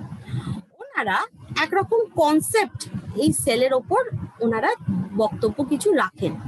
কি কি বলেন, যে all living organisms are composed of cell. তোরা বলবি বলার কি জিনিস আছে, সবাই তো জানে, কিন্তু তখনকার দিনে লোকেরা এসব জানতো না, ঠিক আছে? এখন আমরা শুনে শুনে অভ্যস্ত বলে আমরা বলছি হ্যাঁ এইসব আমাদের জানা জিনিস, তাই তো? কিন্তু ওই সময় ওটাই কিন্তু হট কেকের মতন ব্যাপার, ঠিক আছে? নতুন একটা ব্যাপার, সবাই জানলো যে ও তার মানে এটা একটা লিভিং বডি, মানে এর মধ্যে সেল আছে, আচ্ছা। এইটা হচ্ছে তখনকার দিনে একটা বিশাল ব্যাপার, ঠিক আছে? তো ওই থিওডর সোয়ান আর তোমার ম্যাথিয়াস শিল্ডেন ওনারা প্রথম যে কথাটা বললেন সেটা হচ্ছে all living organisms are composed of cell, ঠিক আছে? এবং ওই সেল এটাও ওনারা তার সাথে বললেন যে ওই যে সেল, ওই সেল হচ্ছে তোমার স্ট্রাকচারাল ইউনিটও বটে, আবার ফাংশনাল ইউনিটও বটে, ঠিক আছে? তো তাই জন্যই বলছে যে দে গেভ, এই যে এখানে বলেছে তোমার কথাগুলো, they gave concept all living organisms are composed of cell and products of cell. Sheldon and Schwann together formulated the cell theory, but this theory did not explain how the cells were formed. তো তার মানে শিল্ডেন আর সোয়ানের theory কি কি বলছে? শিল্ডেন আর সোয়ানের theory হচ্ছে, এক নম্বর কথাটা হচ্ছে যে all living organisms are composed of cell, আর হচ্ছে cell is the structural unit of all living organisms. যেমন একটা বাড়ি যখন তৈরি হয়, সেই বাড়িতে যেমন ছোট্ট ছোট্ট ইট থাকে, সেই ইটটা হচ্ছে সেই বাড়িটা, যদি ইটগুলো না থাকতো বাড়িটা হতো না, কিন্তু তাই তো? যেমন একটা দেওয়ালের ইউনিট হচ্ছে ইট, ঠিক সেরকম একটা অর্গানিজমের ইউনিট হচ্ছে সেল, এটা তো আমরা জানি। এবং অল লিভিং অর্গানিজমের এটা হচ্ছে স্ট্রাকচারাল ইউনিট, অর্গানিজমটা যে স্ট্রাকচারেতে তৈরি সেই স্ট্রাকচারের ইউনিট হচ্ছে সেল। এবং অর্গানিজমটা আজকে ফাংশন করতে পারছে কেন? কারণ ওই এক একটা সেল তারা একসাথে মিলে ছন্দবদ্ধভাবে ফাংশন করছে, একসাথে কোঅর্ডিনেটলি ফাংশন করছে, তাই জন্যে আজকে ওই গোটা অর্গানিজমটা ফাংশন করতে পারছে, ঠিক আছে? বোঝা গেল? তাহলে তোমার এই যে পার্টিকুলার আমি বলছি যে structure, cell is the structural unit of all living organism, cell is the functional unit of all living organisms, and all living organisms is made up of cell. এই কথাগুলো বললো শিল্ডেন আর সোয়ান, কিন্তু শিল্ডেন আর সোয়ান তোমার কিন্তু এইটা এক্সপ্লেন করতে পারলো না যে এই সেলটা আসলো কোথা থেকে। এই যে এত সেল সেল করে কথা বলছো, সেলটা আসলো কোথা থেকে? তো সেই কথাটা বলেছিলেন, ইনি ছিলেন রুডল্ফ ভার্চো। রুডল্ফ ভার্চো উনি ছিলেন একজন এমব্রায়োলজিস্ট, বেসিক্যালি ওনার পেশা অনুযায়ী উনি একজন এমব্রায়োলজিস্ট ছিলেন। এমব্রায়োলজিস্ট মানে হচ্ছে কি, যারা ভ্রূণ বা এমব্রায়ো নিয়ে যারা গবেষণা করেন, ঠিক আছে? যে বিভিন্ন, সে মুরগির এমব্রায়ো হতে পারে, তোর খরগোশের এমব্রায়ো হতে পারে, আবার তোর একটা হাতির এমব্রায়ো হতে পারে, ঠিক আছে, আবার বাঘের এমব্রায়ো হতে পারে। তো যে কোনো কিছুরই এমব্রায়ো নিয়ে তারা গবেষণা করেন। তো স্বাভাবিকভাবে তার কাছে ওই কনসেপ্টটা অনেক বেশি, যে একটা প্রি এক্সিস্টিং সেল থেকে একটা সেল কিন্তু তৈরি হয়, তার মানে সেলের একটা মা আছে, সেই মা থেকে তৈরি হয় বাচ্চা সেলটা। ঠিক আছে, বোঝা গেল? তার মানে এই যে রুডলফ ভার্চো এই যে বললেন যে প্রি এক্সিস্টিং সেল থেকে সেল তৈরি হচ্ছে, এইটা উনি ওনার ভাষায়, ঠিক আছে, উনি ওনার ভাষায় এটাকে নামকরণ করলেন ওমনিস সেলুলা ই সেলুলা। ঠিক আছে, তার মানে তোমাদের ক্ষেত্রে কি হলো, এটা কিন্তু একটা নিটের পরীক্ষার একটা কোয়েশ্চেন হিসেবে তৈরি হয়ে গেল। তোমাকে যদি বলে ওমনিস সেলুলা ই সেলুলা, এটা কার কথা, তো তোমরা মজাতে বলে দেবে, হাসতে হাসতে বলে দেবে রুডলফ ভার্চো, তাই তো? ঠিক তো? কারণ আমাদের নিউ ডাইমেনশন ক্যাম্পাসের স্টুডেন্টসরা যখন পরীক্ষা দিতে যাবে, তাদের কাছে প্রত্যেকটা সাবজেক্ট জলের মতন সহজ হয়ে থাকবে এবং তারা সব সাবজেক্টেতে এতটাই পারদর্শী থাকবে যে তারা যেন আরো কিছু স্টুডেন্টকে পড়িয়ে দিতে পারে পর্যন্ত, তাই তো? তাহলে আমাদের নিউ ডাইমেনশন ক্যাম্পাসের স্টুডেন্টসদের কাছে কোনো কোয়েশ্চেনই একটা বড় ব্যাপার হবে না। যেই এন্ট্রান্সের পেপারটা পড়বে টেবিলের ওপর, যেমন গরম রুটি লোকে গপ গপ করে খেয়ে ফেলে, তোমরা ফটাফট সব কটা আনসার করে দেবে, কারণ আমরা আমাদের নিউ ডাইমেনশন ক্যাম্পাসের স্টুডেন্টসদেরকে সেরকম ভাবেই কিন্তু তৈরি করছি, তাই তো? তো তাহলে তোমরা প্রত্যেকে পুরো পরিষ্কার করে কনসেপ্ট ক্লিয়ার করে নাও যে ওমনিস সেলুলা ই সেলুলা কথাটার মানে হচ্ছে every cell arises from a pre existing cell. এই কথাটা কে বলেছিল? এই কথাটা বলেছিল রুডলফ ভার্চো। ঠিক আছে, এইবার হচ্ছে কি দেখো, তার মানে সেই যে শিলডেন আর সোয়ান যে কথাগুলো বলে দিয়েছিল, যেটাকে কিনা আমরা সেল থিওরি হিসেবে বলতে পারি, সেই শিলডেন আর সোয়ানের যে সেল থিওরি, তার সাথে এই অ্যাডিশনাল কথাটা জুড়ে গিয়ে আমরা একটা প্রপার সেল থিওরি তৈরি করতে পারি। ঠিক, তাহলে আমরা এই কথাটা বলতেই পারি যে সেল থিওরি, ঠিক আছে, এই cell theory was given by these three stalwarts, that is Sheldon, Schwann and Rudolf Virchow. ঠিক আছে, these three stalwarts has given us the cell theory. And then what is the cell theory? The cell theory states all living organisms are composed of cell and products of cells. All cells arises from pre-existing cells. ঠিক আছে, আর membrane bound cell organelles of the protoplasm do not survive along or outside the protoplasm. ঠিক আছে, all cells having similar fundamental structure and metabolic reactions, genetic information is stored in DNA. ঠিক আছে, যেটাকে আমরা বলতে পারি যে জেনেটিক ইনফরমেশন ইজ স্টোরড, যেটা আর কি স্টোর থাকছে সেটাতে ডিএনএ তে, এবং ডিএনএটা কোথায় থাকে? ক্রোমোসোমের মধ্যে। ঠিক আছে, যে ক্রোমোসোমটা কোথায় থাকে? নিউক্লিয়াসের মধ্যে। ঠিক আছে, তাই জন্যে আজকে আমরা যখন আমাদের মায়ের ওভাম আর বাবার স্পার্ম ইউনাইটেড হয়ে যাওয়ার পর যখন আমরা তৈরি হলাম, তাই জন্য আমাদের কিছুটা বাবার মতন দেখতে, কিছুটা মায়ের মতন দেখতে। কেন? কারণ আমরা তৈরি হয়েছি প্রত্যেকে, আমাদের কিছুটা বাবার ডিএনএ পেয়েছি, কিছুটা মায়ের ডিএনএ পেয়েছি। তাই জন্যই তোমাদের সবাইকে যখন তোমরা আয়নাতে দেখছো, এক হাতে বাবার ছবি নিয়েছো, এক হাতে মায়ের ছবি নিয়েছো, দেখছো আমার নাকটা না মায়ের মতন, আমার চোখটা না বাবার মতন, আমার মাথাটা না বাবার মতন, এরকম ধরনের এক একটা তোমরা জিনিস মিলিয়ে নিতে পারো, তাই তো? ঠিক তো? তো তাহলে ডেফিনেটলি তার মানে আমরা সেল থিওরির সম্বন্ধে কিন্তু একটা ভালো আইডিয়া আমাদের তৈরি হয়ে গেল। ঠিক আছে, ওকে, তাহলে চলো তাহলে নেক্সট স্লাইডে যাওয়া যাক। ঠিক আছে, আশা করছি এখনো অবধি কারোর কোনো প্রশ্ন তৈরি হয়নি। ঠিক আছে, যদি হয় ডেফিনেটলি বলো। ঠিক আছে, তো তা না হলে আমরা নেক্সট স্লাইডেতে চলে যাচ্ছি। নেক্সট স্লাইডেতে আমরা কি পড়ছি সেটা হচ্ছে তোমার এই যে ধরো সেলের কথা বলা হচ্ছে, ঠিক আছে, এই সেল তোমার মেনলি দু রকমের হয়, ঠিক আছে? সেল তোমার যখন আমরা বলবো, এই সেল মেনলি তোমার দু রকমের হতে পারে, ঠিক আছে? তো সেটা কি কি হবে? সেটা হচ্ছে প্রোকারিওটিক সেল হতে পারে আর ইউকারিওটিক সেল হতে পারে। তবে আমি আর একটা অ্যাডিশনাল তোমাদেরকে বলবো, ঠিক আছে?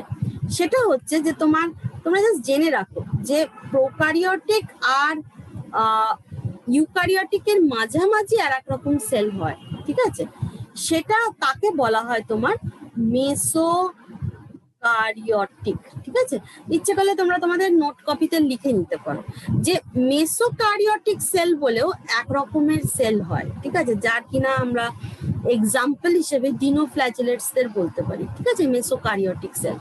এই মেসোকারিওটিক সেলের কিছু কিছু প্রপার্টি এর মতন আছে, প্রোকারিওটিকের মতন আছে, আবার কিছু কিছু প্রপার্টি তোমার ইউকারিওটিকের মতন আছে, ঠিক আছে? যার জন্য আমরা মেসোকারিওটিক সেল বলেও আর এক রকমের সেল হয়, সেটা তোমরা ইচ্ছে করলে তোমাদের খাতায় লিখে রাখতে পারো, ঠিক আছে?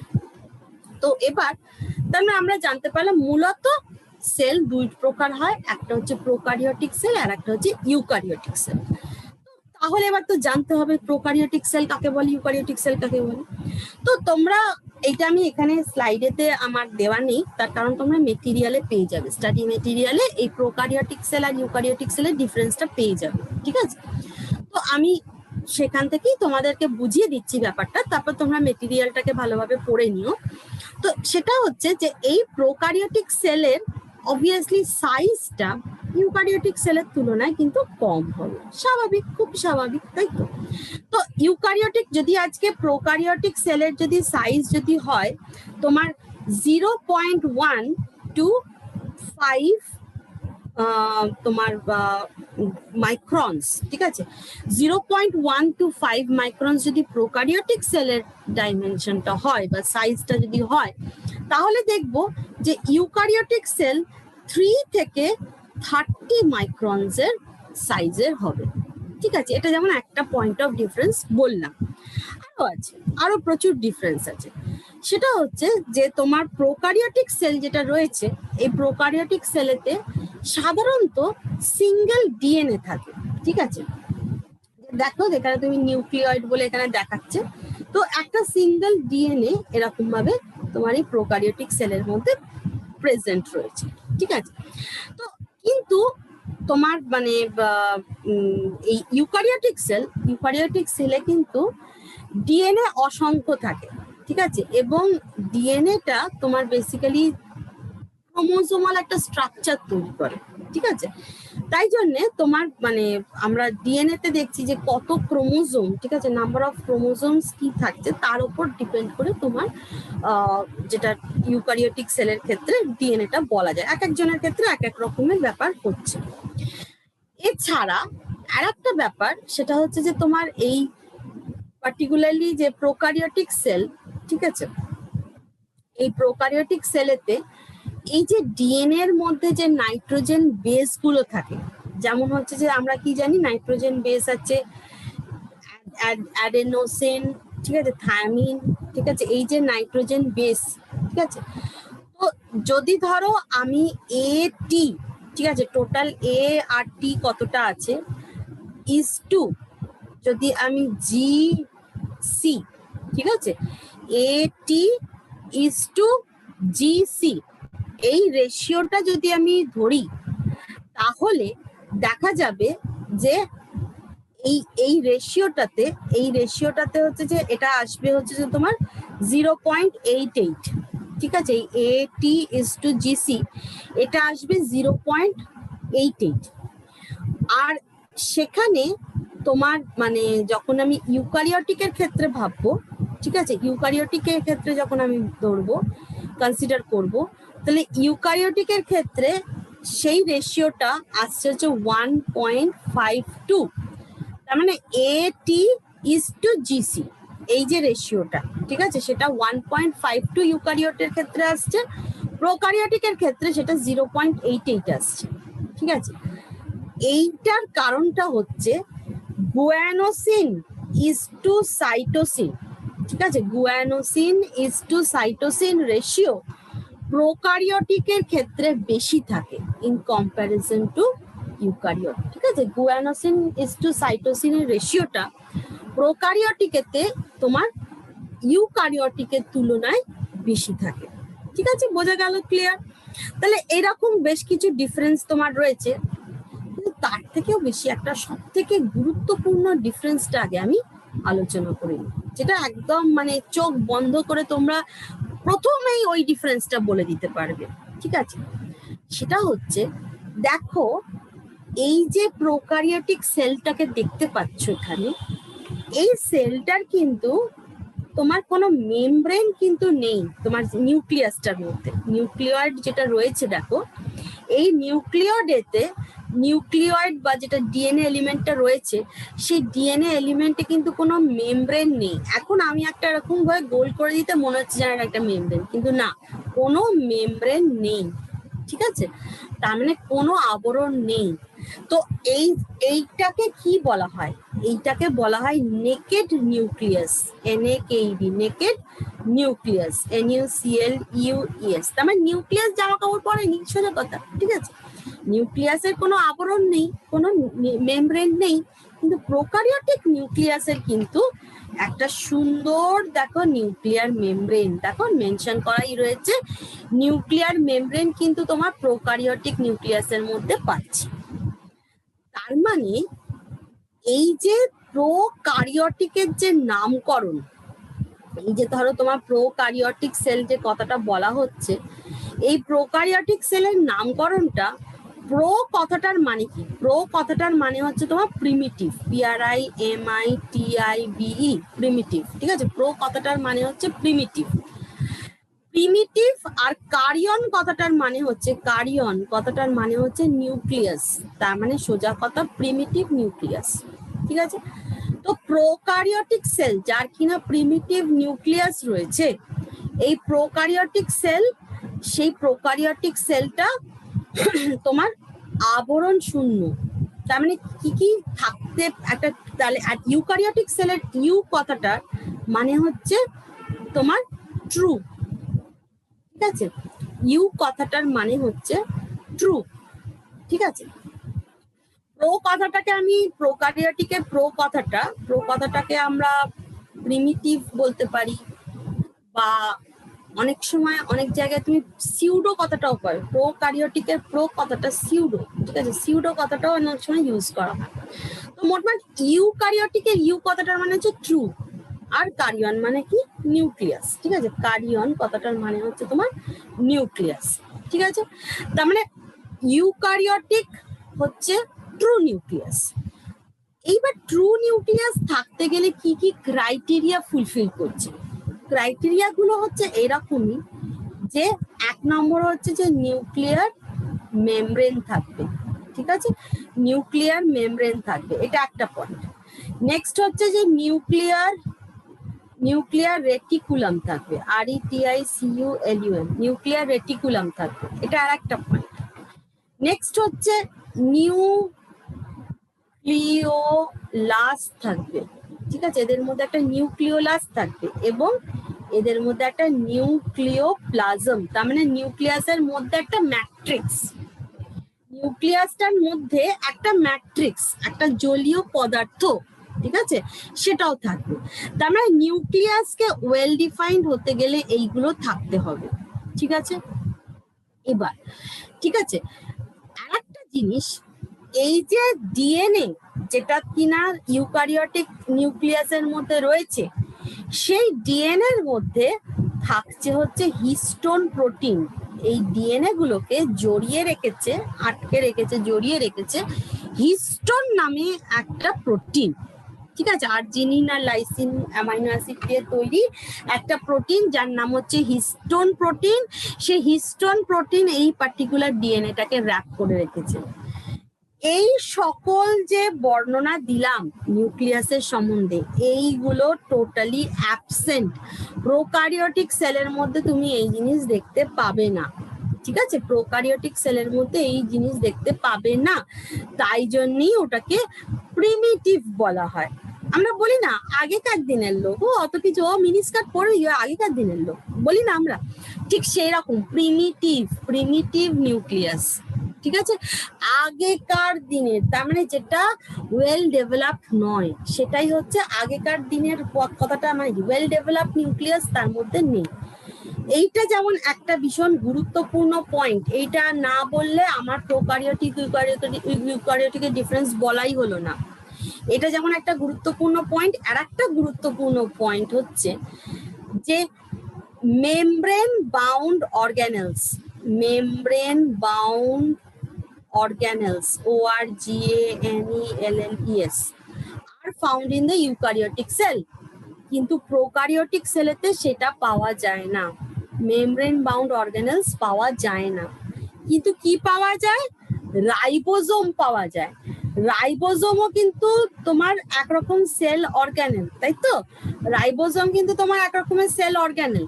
আমরা জানি রাইবোজোম তো মেমব্রেন বাউন্ড নয়, রাইবোজোম তো মেমব্রেনলেস সেল অর্গানেল।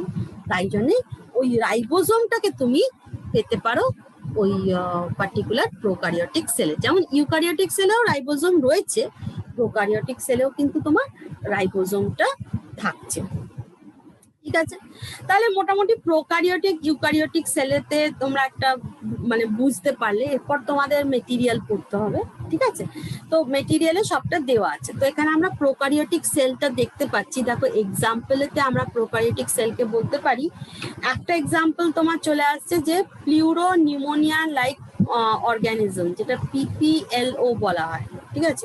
দেখো এখানে লিখে রেখেছি আমি প্লিউরো নিউমোনিয়া লাইক, ওকে, ঠিক বলা হচ্ছে PLEUR, প্লিউরো নিউমোনিয়া, ঠিক আছে, প্লিউরো নিউমোনিয়া লাইক অর্গানিজম, ঠিক আছে, organism, pleuro pneumonia like organism, এখানেও লেখা আছে, অবশ্য বলতে পারো ওখানে লেখা আছে। তো যাই হোক, তো এই প্লিউরো নিউমোনিয়া লাইক অর্গানিজমস, হ্যাঁ, এবং মাইকোপ্লাজমা এবং তোমার ব্যাকটেরিয়া এবং ব্লু গ্রিন অ্যালগি, এরা সকলেই মিলে কিন্তু প্রোকারিওটিক সেলের এক্সাম্পল হিসেবে এদেরকে বলা যেতে পারে, ঠিক আছে?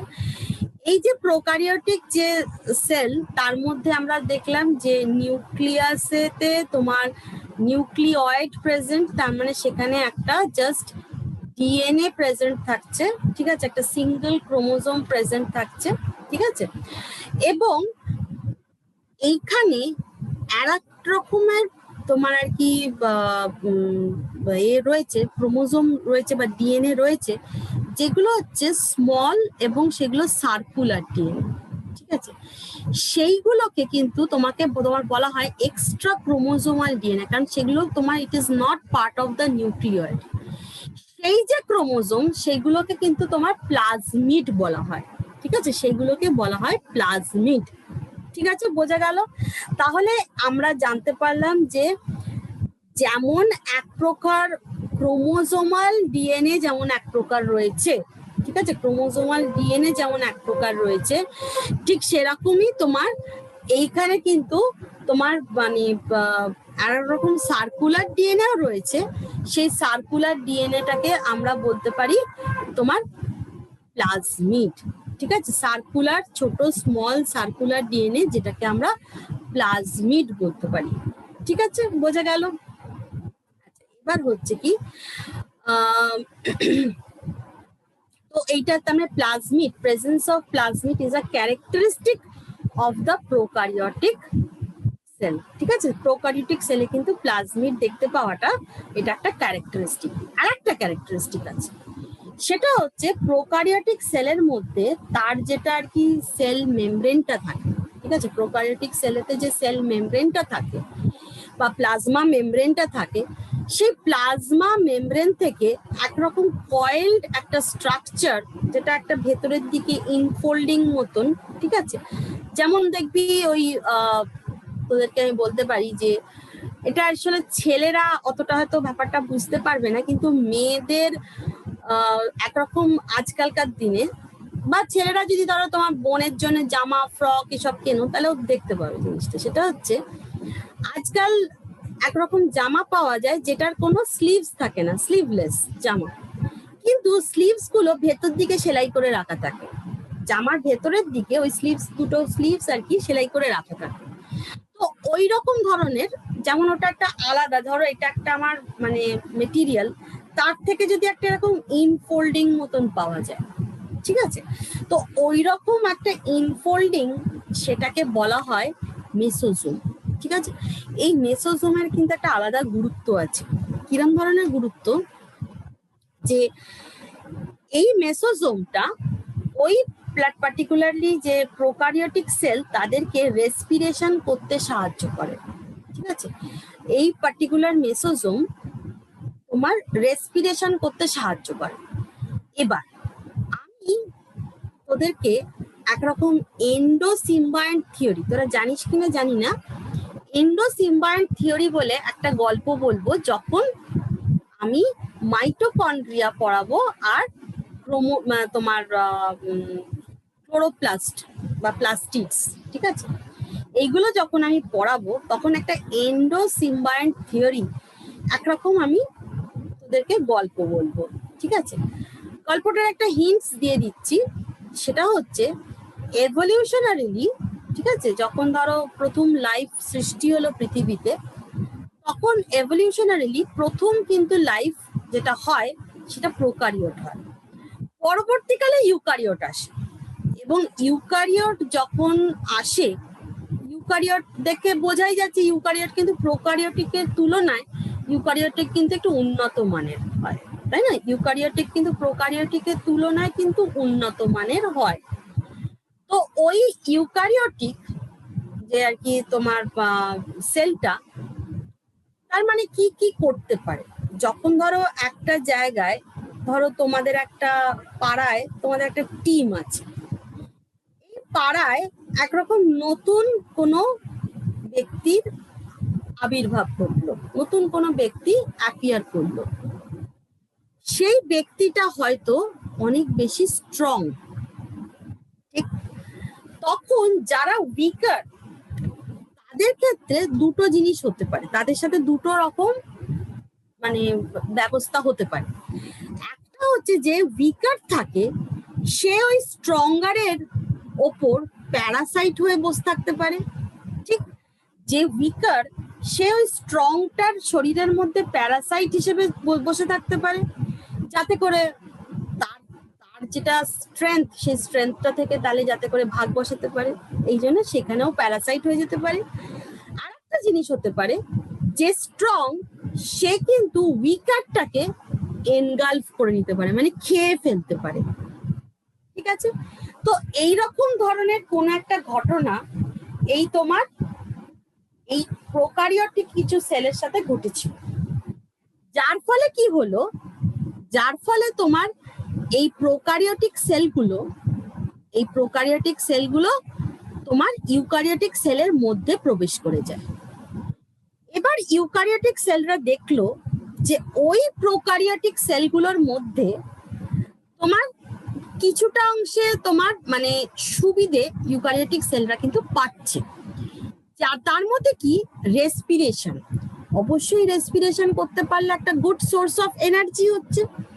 এই এনার্জিটা তার আগে ইউকারিওটিক সেলরা কিন্তু পার অক্সিজোমের সাহায্যে পেত, যেটা অক্সিডেশন রিডাকশন রিয়াকশন করে উদ্ধার করত। কিন্তু ওই প্রোকারিওটিক সেল এত সুন্দরভাবে একরকম রেসপিরেশন করে দিচ্ছে, এটা কিন্তু ইউকারিওটিকদের ভারী পছন্দের হয়ে গেল, যার জন্যে ইউকারিওটিকরা কিন্তু ওই প্রোকারিওটিক গুলোকে নষ্ট করলো না, রাদার ওদের পুষে রাখলো। যেমন আমরা আমাদের বাড়িতে একটা যদি খুব সুন্দর মিষ্টি দেখতে বেড়াল এসে যায়, আমরা বেড়ালটাকে খুব ভালোবেসে ফেলি, বেড়ালটাকে পুষে নিই, তাই তুই আমার বাড়িতেই থাক, তাই তো। তো সেরকম ধরনের ওই পার্টিকুলার প্রোকারিওটিক সেলটাকে তারা পুষলো, মানে কি তারা তাদেরকে আশ্রয় দিল, নষ্ট করলো না। ইন দ্য লং রান ওই পার্টিকুলার প্রোকারিওটিক সেলই কিন্তু মাইটোকন্ড্রিয়া হলো, যেটা আজকের দিনে তোমরা মাইটোকন্ড্রিয়া বলে যাকে চেনো, সেই মাইটোকন্ড্রিয়া কিন্তু আসলে একদিন একটা প্রোকারিওটিক সেল ছিল, কিন্তু পরবর্তীকালে সেটা মাইটোকন্ড্রিয়া হয়েছে। তো এইটার প্রমাণ কি? প্রমাণ হচ্ছে এখানে মাইটোকন্ড্রিয়া দেখো ডাবল মেমব্রেন স্ট্রাকচার, তার মানে এখান থেকে বোঝা যায় বা ডাবল মেমব্রেন স্ট্রাকচারের যে ইনার মেমব্রেন সেটা হয়তো প্রোকারিওটিক সেলের সেল মেমব্রেন ছিল। কেন কি ওই ইনার মেমব্রেন যে ইনফোল্ডিংস গুলো হয়েছে তাতে অক্সিজোম নামক একরকম পার্টিকলস পাচ্ছি আমরা, যে পার্টিকলস গুলো রেসপিরেশন করতে সক্ষম। তাহলে ওই অক্সিজোমস কুড হ্যাভ বিন দ্য মেসোজোমস, ঠিক তাই তো?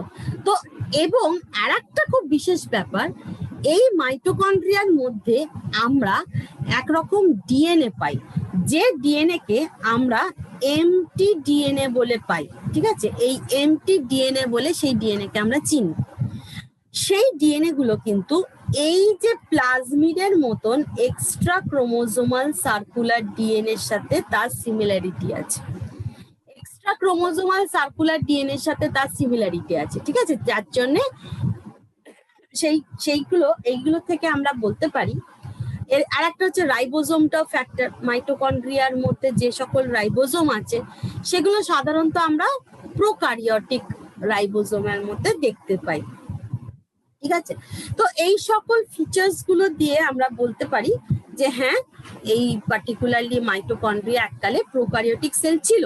আর এই যে তোমার এন্ডো যেটা আর কি, এটা সিম্বায়োন্ট থিওরি অনুযায়ী আর একটা হচ্ছে যে এই যে মাইটোকন্ড্রিয়া তারা আর কি সেলফ রেপ্লিকেটিং, তারা নিজেরাই মাইটোকন্ড্রিয়া তৈরি করতে পারে। যার জন্য আর একটাও কথা মাইটোকন্ড্রিয়া বলার সঙ্গে বলা উচিত যে এদেরকে অটোনমাস বলা হয়, ঠিক আছে? অটোনমাস, ঠিক আছে? অটোনমাস বলা হয়, অটোনমাস বডিজ বলা হয়, মানে তারা আর কি নিজেরাই নিজেদেরকে তৈরি করতে পারে, ঠিক আছে? অটোনমি করে বলে অটোনমাস বডিজ বলা হয়, যেহেতু তারা ওদের ওই যে প্লাজমিডটা রয়েছে, ঠিক আছে, এবং সেইটার সাহায্যে ওরা সেলফ রেপ্লিকেশন করতে পারে, ঠিক আছে? তো তোমার ওই সার্কুলার ডিএনএ ওদের মধ্যে দেখতে পাওয়া যায় এবং সেইগুলো তোমার রেপ্লিকেশন করতে সক্ষম। তো সেই জন্য আর কি তোমার মানে এইটা একটা খুব গুরুত্বপূর্ণ বিষয়। ওকে, তো তাহলে এই ছিল মোটামুটি ব্যাপার। এরপরে আমি আর কয়েকটা জিনিস বলছি তোদের, ঠিক আছে? যেমন সেলের কিছু প্রপার্টি আছে, ঠিক আছে? সেলের কিছু প্রপার্টি আছে, যেমন ধরো সেল সাইক্লোসিস, ঠিক আছে? তো সেল সাইক্লোসিস ব্যাপারটা হচ্ছে কিরকম ধরনের, সেটা হচ্ছে যে এই যে সেল, ঠিক আছে, যেটা আর কি সেলের প্রপার্টির মধ্যে আমি এখানে লিখছি, দাঁড়া এক সেকেন্ড, তোমার এখানে আমি লিখছি, ধরো সাইক্লোসিস, CYCLOSIS, সাইক্লোসিস, ঠিক আছে? তো কি ব্যাপারটা সেটা হচ্ছে যে এই যে তোমার ইউক্যারিওটিক সেলগুলো থাকে, ঠিক আছে, তো সেখানে একরকম সাইটোপ্লাজমিক স্ট্রিমিং হয়, সাইটোপ্লাজমটা ঘুরতে থাকে। বেসিক্যালি আমি তোদেরকে একটা ছোট্ট ভিডিও দেখাবো, ঠিক আছে? সেই ভিডিওটা দেখলে তোরা আরো বুঝতে পারবি যে কিরকম ধরনের ব্যাপারটা হয়, ঠিক আছে? একটা রিয়েল সেলের পিকচার দেখাবো যেটাতে তোরা ভালোভাবে বুঝতে পারবি জিনিসটা। তো আমি যেটা বলতে চাইছি যে এই যে প্রোটোপ্লাজম যেটা ইউক্যারিওটিক সেলেতে যেটা থাকে, ঠিক আছে, তো এই প্রোটোপ্লাজমের মধ্যে একরকম তোমার সাইটোপ্লাজমিক স্ট্রিমিং হতে থাকে, যেটাকে সাইক্লোসিস বলা। মানে সাইটোপ্লাজমটা ধরো, এই ধরো একটা সেল, তাতে এটা ধরো নিউক্লিয়াস, তো সাইটোপ্লাজমটা এরকম ঘুরতে থাকে, ঠিক আছে? সাইটোপ্লাজমটা তার মধ্যে আর কি এরকম ভাবে ঘুরতে থাকে, ওকে? তো এইটাকে বলা হয় আর কি সেল সাইক্লোসিস, ঠিক আছে? এবার তোমার আর কি এই পার্টিকুলারলি সেল সাইক্লোসিস, এটা আর কি আমাদের কাছে বর্ণনা করেন একজন সায়েন্টিস্ট, তিনি একজন ম্যাথমেটিশিয়ান ছিলেন এবং তার নাম হচ্ছে আমিসি, ঠিক আছে? এই আমিসি বলে এই ভদ্রলোক এই সেল সাইক্লোসিসটা আমাদেরকে জানান যে এরকম একটা ঘটনা ঘটে, ঠিক আছে? এবং তোমার মানে ওই সেল সাইক্লোসিসটা তাহলে এই সাইটোপ্লাজম বা যেটা এন্ডোপ্লাস্ট যে রিজনটা, সে এন্ডোপ্লাস্ট রিজনেতে এই ঘটনাটা ঘটে, ঠিক আছে? তো একটা ছোট্ট ভিডিও দেখাচ্ছি তোদের, হ্যাঁ? তাহলে এটা আমি দাঁড়া একটু স্টপ শেয়ার করছি, এক সেকেন্ড।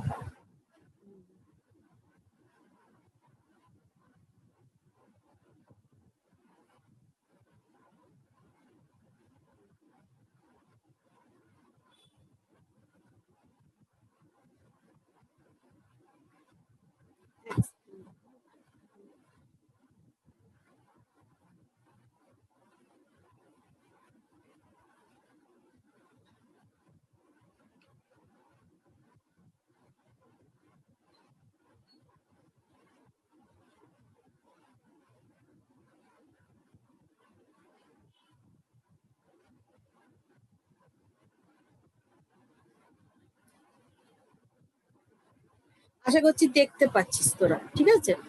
তো এইখানে দেখ, এই পার্টিকুলার কিরম ভাবে দেখা যাচ্ছে এখানে যে সেলের এই যে ভেতরে যে সাইটোপ্লাজমটা আছে, এই সাইটোপ্লাজমটা মুভ করছে। এটা বেসিক্যালি এটা একটা আসলে তোমার প্লান্ট সেলের ছবি, ঠিক আছে? এটা একটা প্লান্ট সেলের ছবি। এবং আমরা যে এই যে গ্রিন গ্রিন যে জিনিসগুলো দেখতে পাচ্ছি, এগুলো হচ্ছে যে তোমার ক্লোরোপ্লাস্ট, ঠিক আছে? তো ওখানে কিরকম ভাবে দেখ সেলটার মধ্যে এই পার্টিকুলারলি একটা রকম সাইটোপ্লাজমিক স্ট্রিমিং হচ্ছে। দেখ সাইটোপ্লাজমটা কিন্তু সরছে। সাইটোপ্লাজমটা যেমন ধরো তোমার নদীতে যে একটা স্রোত থাকে যেরকম, সেরকম ধরনের এইখানেও একটা কিন্তু স্রোত মতন তৈরি হচ্ছে, যার জন্য দেখো সাইটোপ্লাজমটা কিন্তু ভালোভাবে মুভ করছে। এই যে ব্যাপারটা, এই যে সাইটোপ্লাজমিক, এইটাকেই বলা হয় তোমার সাইটোপ্লাজমিক স্ট্রিমিং বলতে পারি বা সাইক্লোসিস বলতে পারি, ঠিক আছে? এই ঘটনাটাকেই আমরা সাইটোপ্লাজমিক স্ট্রিমিং বা সাইক্লোসিস এটা আমরা বলি, ঠিক আছে? সবার কাছে আশা করছি যে এটা ক্লিয়ার হয়েছে ব্যাপারটা, ঠিক আছে? তো এবার তোমার আর কি আবার আমরা ফিরে আসি। তো আমাকে একটু জাস্ট বল তোরা যে তোদের কি কোনো জায়গাটাতে কিছু বুঝতে, কোনো জায়গাটা কিছু অসুবিধা হলো? যা যা আমি বোঝালাম সেগুলো থেকে কি কোনো জায়গাটা তোদের কোনো রকম বুঝতে, কোনো জায়গায় প্রবলেম কিছু, কোনো তোরা একটুখানি ডিসকাস করতে পারিস, সেটা কিছু মনে হয় আমি সেটা এক্সপ্লেন করে দেবো। বল, কারোর কি কোনো জায়গা বুঝতে কিছু অসুবিধা হলো? কি রে শরণ্যা? আমার একজন স্টুডেন্ট, তারও নাম শরণ্যা, সে এনআরএস এ পড়ছে। কাজেই শরণ্যা খুব ভালো করে উঠে পড়ে লেগে পরিশ্রম কর, ঠিক আছে? তো দেখ তুইও কোনো একদিন কোনো একটা মেডিকেল কলেজে তোকে দেখতে পাওয়া যাবে, ঠিক আছে? ম্যাম, বা হ্যাঁ বল।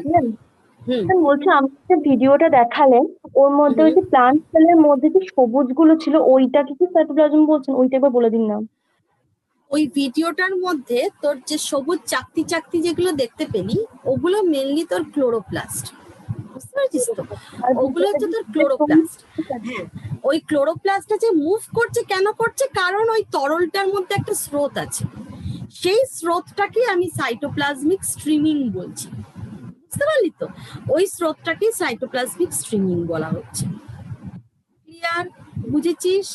ঠিক আছে? তো বলছিলাম যে আমাদের হ্যাঁ বল। আরেকটা বলছিলাম, হুম বলছি যে অ্যানিমেল যে কথাটা বললেন যেটা অ্যান্টনি ভন লিওনিক বলেছিলেন, হুম ওটা হুম। নাম কিসের কিছু বলেছিলেন ওই কথাটা থেকে, ওটা একবার বলে নিন।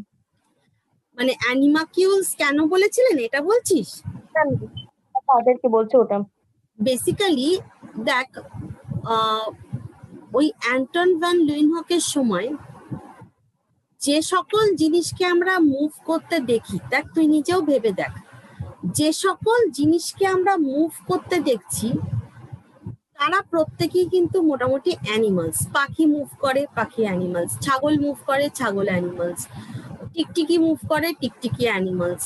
ব্যাং মুভ করে, ব্যাং অ্যানিমালস। মাছ মুভ করে, মাছ অ্যানিমালস। মাছি মুভ করে, মাছি অ্যানিমালস। যে সকল জিনিস আমরা মুভ করতে দেখি সেই সকল জিনিসই কিন্তু অ্যানিমালস হয়। তখনকার দিনে প্লান্ট কিন্তু মুভ করছে, মানে প্লান্ট তখনকার দিনে বলে না, প্লান্ট কোনোদিনই মুভ করে না, যার জন্য প্লান্ট কিন্তু ফিক্সড অবজেক্ট। যার জন্য এই লাইফ, প্লান্টের মধ্যে যে লাইফ আছে এই ব্যাপারটাই কিন্তু অনেকের কাছে সেই সময় ক্লিয়ার ছিল না। প্লান্টের মধ্যে, প্লান্টেরও যে লাইফ আছে, প্লান্টও যে একটা লিভিং অবজেক্ট, এটা কিন্তু তখনকার দিনে অতটা লোকে সচেতন ছিল না। সেই হিসেবে উনি ওই জন্য একটা আইডিয়াল নাম খুঁজে বার করলেন, ছোট্ট ছোট্ট অ্যানিমালস, ঠিক আছে? সেই হিসেবে উনি নামটা দিলেন অ্যানিমাকিউলস। বুঝতে পেরেছিস? জিনিসটা কিন্তু অ্যানিমালের সাথে কোনো সিগনিফিকেন্স নেই। হয়তো তোর মানে ইন্টেলিজেন্ট মাথায় তোর মনে হচ্ছে যে ওগুলো কি তাহলে সেল ওয়াল ছিল না এই জন্য বললো, সেরকম কিন্তু কোনো ব্যাপার না। বুঝতে পেরেছিস? যেহেতু লিভিং একটা অবজেক্ট বলতেই অ্যানিমালস এর কথাটাই আসছে, কারণ কমন পিপলরা তো ব্যাকটেরিয়া ভাইরাসকে চিনবে না, যার জন্য উনি নামকরণেতে এই অ্যানিমাল কিউলস কথাটা উনি ইউজ করেছিলেন। ঠিক আছে শরণ্যা? না না, অ্যাকচুয়ালি অ্যানিমালসটা ওগুলো প্লান্টের ক্ষেত্রে ব্যবহৃত হয় বেশি। সবার ক্ষেত্রে যে যে সেলস গুলো উনি সেই সময় দেখেছিলেন, উনি মোস্টলি দেখেছিলেন ওরকমই, যেটা বললেন ইজিলি অ্যাভেলেবেল, যেমন নর্দমার জল, কাফ, স্পুটাম। ওর মধ্যে যে প্রাণগুলো আছে বা জীবাণুগুলো আছে ওগুলোকে মেনলি দেখেছিলেন নাকি? হ্যাঁ, ওর মধ্যে যে জার্মস গুলো আছে সেটা দেখেছিলেন, মুভমেন্ট করা অবস্থায় দেখতে পেয়েছিলেন, ঠিক আছে। ওর মধ্যে যে জার্মস গুলো আছে সেগুলো উনি দেখেছিলেন। তারপর তোমার একটা সিমেন নিয়ে তার মধ্যে স্পার্মস দেখেছিলেন, ঠিক আছে। তো ওনার কাছে অ্যাভেলেবেল যা কিছু রয়েছে সেগুলো দিয়ে উনি দেখেছিলেন, তাতে যে যে অবজেক্টস গুলো দেখেছিলেন তাকে অ্যানিমাকিউলস বলে ডেকেছিলেন, ঠিক আছে, বুঝতে পেরেছিস? আচ্ছা, আর কারোর কোনো, যেমন শরণ্যা সুন্দরভাবে জিজ্ঞেস করলো ডাউটটা, সেরকম আর কেউ ডাউট জিজ্ঞেস করতে চাও বলো? আর কেউ ডাউট জিজ্ঞেস করতে চাও কোনো জায়গায়? সবাই সবকিছু বোঝা গেছে, সবকিছু বুঝতে পেরেছে সবাই? সবাই যদি সবকিছু বুঝতে পারে আমি কিন্তু আবার প্রশ্ন ধরবো এক একজন করে। সবাই রাজি তো আমার প্রশ্নের উত্তর দিতে? সবাই রাজি তো? ঠিক আছে, আজকে ধরলাম না, কিন্তু তোমরা এবার করবে কি, তোমরা নিউ ডাইমেনশনেতে অ্যাডমিশন করবে এবং তোমরা মেটেরিয়াল গুলো কালেক্ট করবে, মেটেরিয়ালটা পড়বে। তোমরা দেখবে বেশ কিছু পাতা পড়লেই বুঝতে পারবে যে আমি প্রোকারিওটিক ইউকারিওটিকটা অবধি মোটামুটি পড়িয়েছি, সেল সাইক্লোসিসটাও পড়িয়েছি। তো তোমরা সেই সবকিছু পড়বে কিন্তু, কারণ পরের দিন যখন ক্লাস হবে তখন তাহলে যে জায়গাগুলো বুঝতে পারলে না সেই জায়গাগুলো আমাকে জিজ্ঞেস করবে, আমি ফার্স্ট একটু ডাউট ক্লিয়ার করে দেবো, তারপর আবার ফার্দার ক্লাস করবো, ঠিক আছে? ডান, ওকে সবাই, তাহলে বাই বাই। সবাইকে বাই বাই জানাচ্ছি। কিরে শরণ্যা, বাই বাই বল। Ma'am by.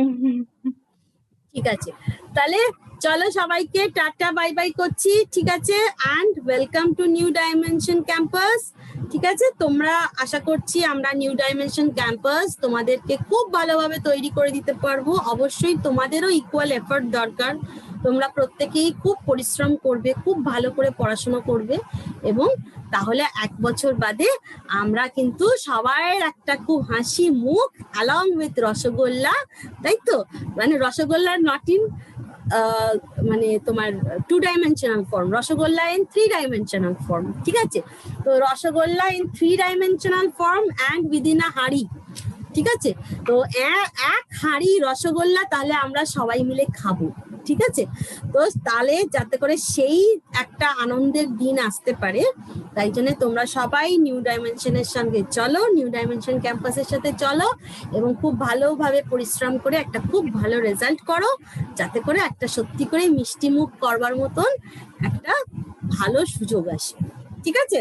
ওকে, তাহলে চলো সবাইকে টাটা বাই বাই। আমি তাহলে এন্ড করে দিই সেশনটা আজকে, ঠিক আছে। ওকে চলো, আমি এন্ড করে দিলাম মিটিং। টাটা সবাইকে।